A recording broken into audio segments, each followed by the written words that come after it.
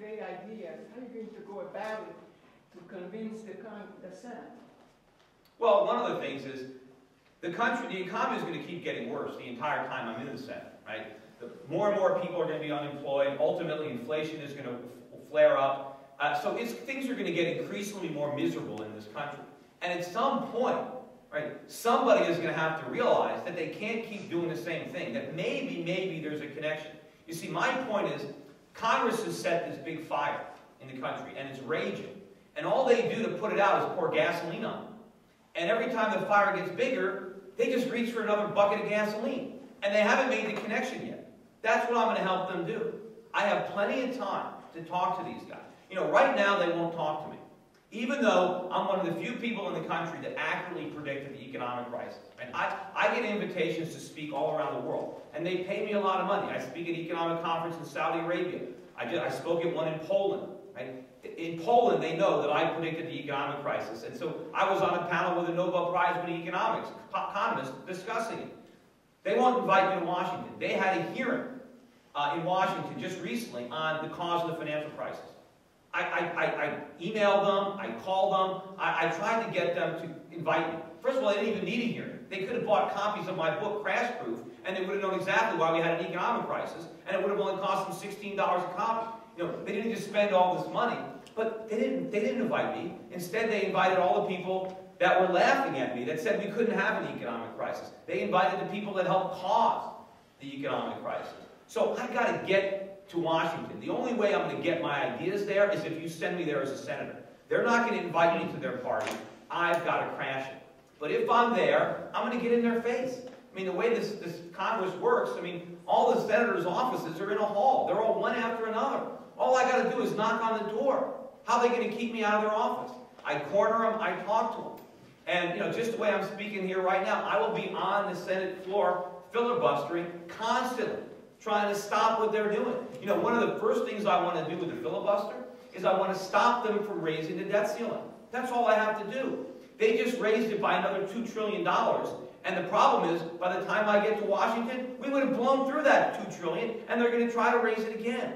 If we could just have a permanent ceiling, if I can just filibuster and get enough people to say no to raising the debt ceiling, then they can't spend. They have no choice. They have to cut. See, the threat they always make is, well, if we don't raise the debt ceiling, you're going to shut down the government. Well, that doesn't threaten me. Shut it down.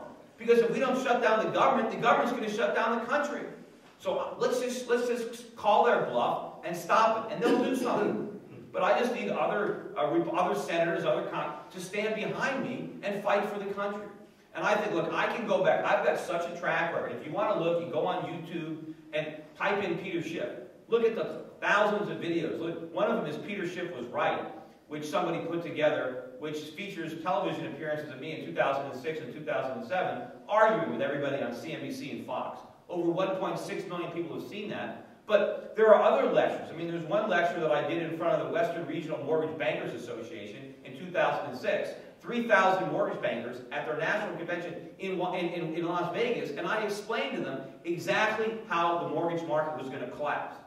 To the collapse of subprime, to the problems with the phony ratings of the rating agencies, to the phony appraisals, to the bankruptcy of Fannie and Freddie. I laid out exactly what was going to happen when guys like Ben Bernanke were on national television saying there wasn't even a housing bubble, and that housing prices, that the prices were justified by the fundamentals and they would never go down, and even if they did, it wouldn't hurt the economy. So I've got the track record. It's all there in my books. You know, Crash Proof, How to Profit from the Coming Economic Collapse, came out in February of 2007.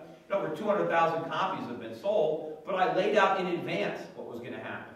So I think I can show the other senators that I know what I'm talking about, because they know that they don't. I mean, they know nothing about economics. And the problem is the people that they're listening to, they don't know anything about it either, but they have an agenda. So I can, I think, knock some sense into their heads and get stuff done. Any other questions? Any other particular policies, legislation? Any? All right, well, if anybody wants to, learn a little more about my campaign, you can go to my website, which is shiftforsenate.com. My campaign headquarters are in Milford. If anybody wants to stop by, if anybody wants to volunteer, we've got a lot of volunteers around the state already, but we can certainly use some more. If you want to make a contribution, you're welcome to do that as well. Thanks.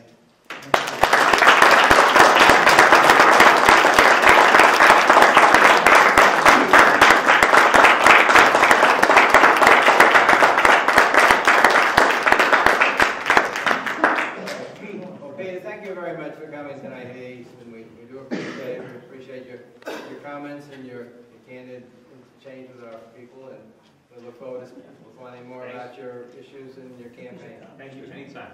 Okay, have a good day. All right, let's move on to the United States Congress. As you know, we've had a couple of candidates here already.